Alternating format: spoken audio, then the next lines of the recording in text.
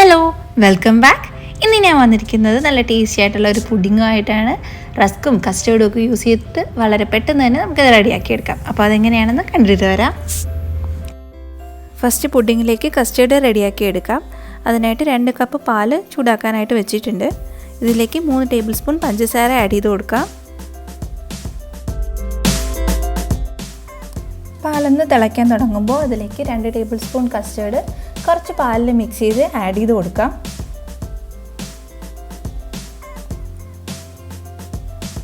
ഇനി കൈ എടുക്കാതെ നന്നായിട്ട് ഇളക്കി കൊടുക്കുക.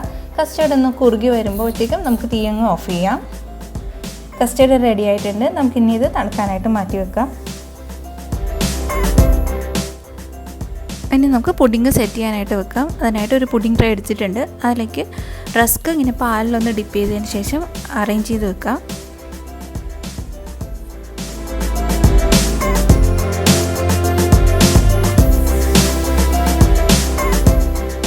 സെക്കൻഡ് ലെയറായിട്ട് റെഡിയാക്കി വെച്ചേക്കുന്ന കസ്റ്റേർഡ് ആഡ് ചെയ്ത് കൊടുക്കാം.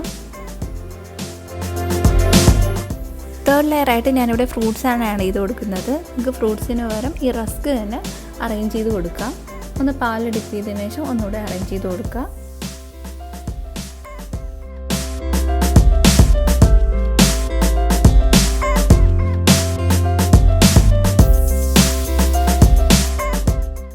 ലാസ്റ്റ് ലെയറായിട്ട് കസ്റ്റേർഡ് തന്നെ ആഡ് ചെയ്ത് കൊടുക്കാം.